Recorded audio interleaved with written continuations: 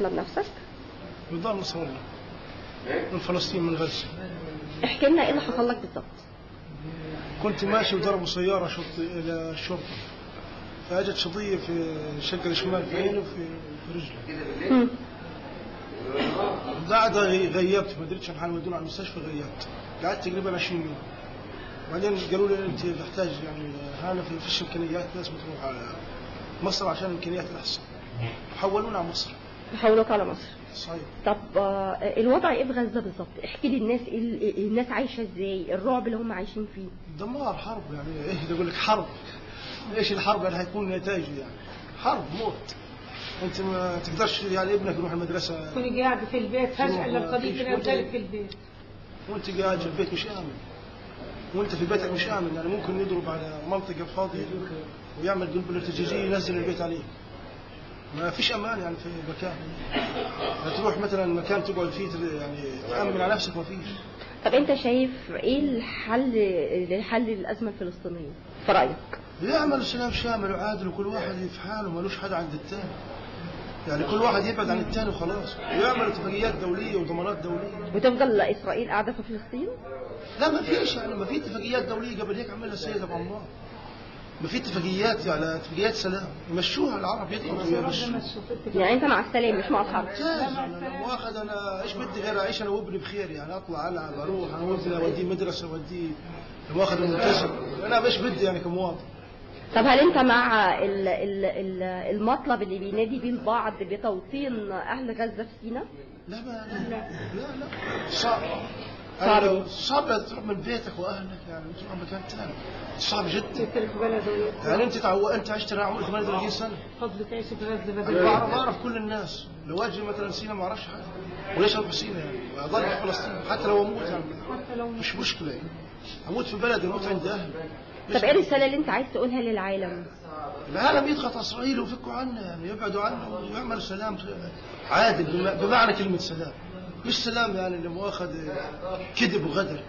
يعملوا سلام حقيقي، يضغطوا على اسرائيل ويعملوا سلام حقيقي، ويضغطوا على الشقتين، يعني يعملوا سلام. هل انت شايف ان ايام الرئيس مبارك الرئيس السابق كان في سلام او كان في هدوء شويه، ولا كانت نفس الاحداث؟ لا، كان في امن احسن، كان الوضع احسن.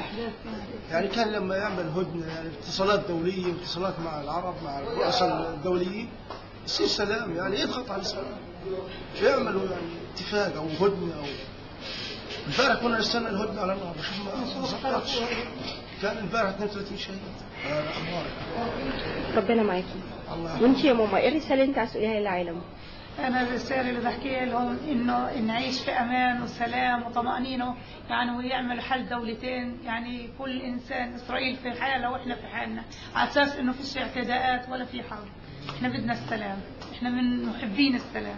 طب انت هل حابه ان انت تقعدي في سيناء وتبقى ارضك وتبقى بلدك؟ أنا بحب أموت في أرض غزة ولا أجي في سيناء. أموت في بلدي. لأن وطني يعني ضلت الشبرين غزة، يعني من كل وطننا راح.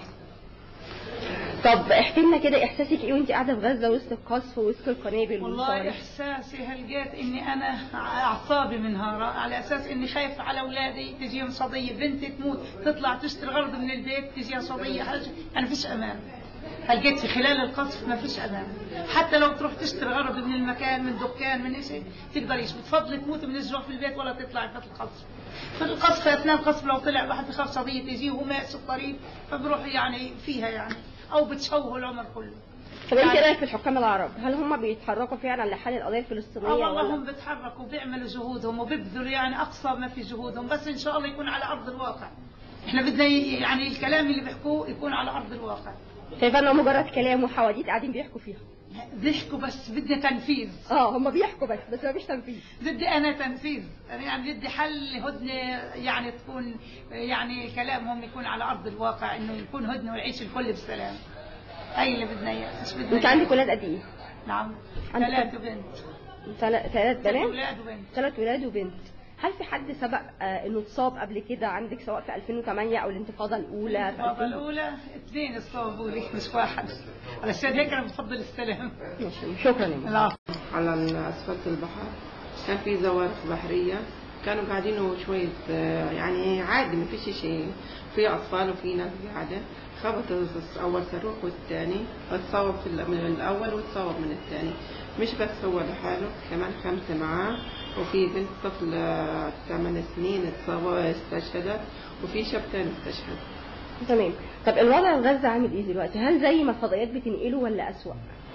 والله في أشياء أسوأ بكتير، وفي أشياء ممكن تكون ضخمت، بس في أشياء الوضع غزة مأساوي بكل الاتجاهات. من وين جبتيها؟ شرق غرب، عشان ما جبنا الوضع مأساوي ولا يطاق. مفيش بيت آمن في غزة؟ لا ما فيش حاجة، في شيء آمن. يعني كانوا قاعدين على باب الدار،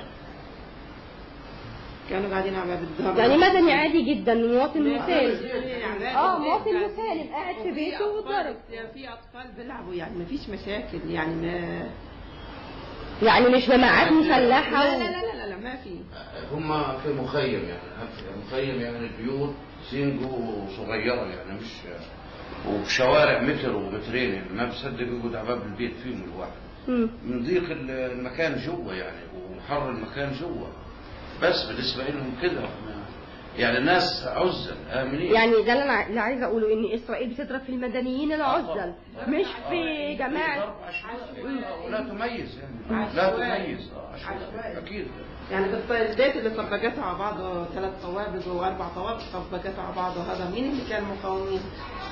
7 أطفال من دار الدلو يوم ما تصوبوا أجابوا 7 أطفال من بيت الدلو.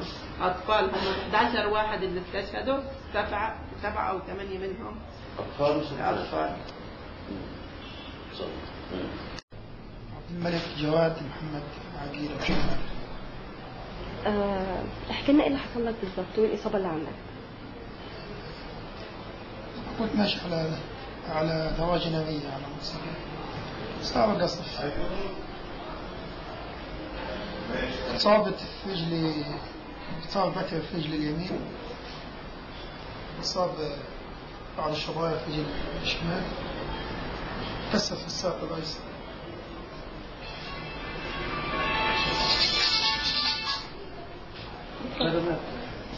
طب احكي لنا كده ايه الوضع في غزة؟ انتوا عايشين ازاي؟ الوضع عامل ازاي؟ والله الوضع مش آمن، مفيش مكان آمن في غزة، كل مكان معرض للقصف، مفيش مكان آمن خالص.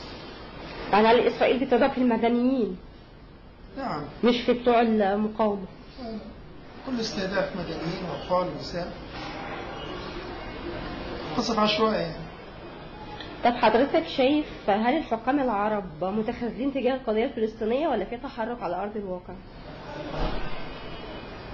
والله يا شيخ عاملين فيهم خير، وإن شاء الله يتحركوا ويعني يقدموا حاجة لشعب غزة، يعني قلنا فيها وقف العدوان على غزة، وإن شاء الله يعني عاملين فيهم خير. طب حضرتك شايف حل الفلسطينية يكون ازاي؟ حل القضية يكون ازاي؟ طبعا مفيش حل بالمقاومة، مفيش حل هيك. طب ايه رأيك في المطالب اللي بيطالب بها البعض بتوطين أهل غزة في سيناء؟ نعم. في بعض بيطالب بعمل وطن بديل اللي هو سيناء يبقى فيها أهل غزة. كلام مرفوض، يعني احنا بلدنا معروف، يعني بلدنا هي اللي احتلوها اليهود وخدوها عنوة يعني، واحنا ان شاء الله يعني مش هنتخلى عنها، هنضلنا صامدين حتى ترجع لنا وضعنا ان شاء الله. طب ايه رسالة انت عايز تقولها للعالم والحكام العرب على وجه التحديد؟ والله يا شيخ انهم يعني يغيروا ويبدلوا شوية، يعني الامور بدها شوية جدية يعني مع اسرائيل يعني كيان صغير، واحنا يعني بفضل الله يعني إيماننا يعني لو اتحدوا العرب كلهم يعني يبيدوا إسرائيل إن شاء الله. شيخ ايه رأيك في الاتحاد، اتحاد مصر مع قطر مع تركيا مع إيران للوقوف قدام أمام إسرائيل؟ نعم. ايه رأيك لو اتحدت قطر ومصر وإيران وتركيا لمواجهة إسرائيل؟ والله يبقى تمام، فكويس، يبقى كويس. شايف ان ده هيحل القضية الفلسطينية؟ والله إن شاء الله تنحل القضية الفلسطينية يعني في القرآن الكريم يعني في نهاية الزمان هتنحل يعني القضية الفلسطينية. القرآن قال كده. القرآن صحيح قال كده، وصحيح يعني لا زوال، بس بدها شوية صبر يعني، شوية تضحية وشوية صمود. طب هل انت مع السلام الشامل اللي بينادي بيه بعض الفلسطينيين ولا مع المقاومة؟ فيش سلام مع إسرائيل يعني، تعمل سلام اليوم ثاني يوم يفكوا السلام. فيش طريقة للمقاومة يعني، يتحدوا الشعب، يتحدوا الفصائل على المقاومة. شكرا.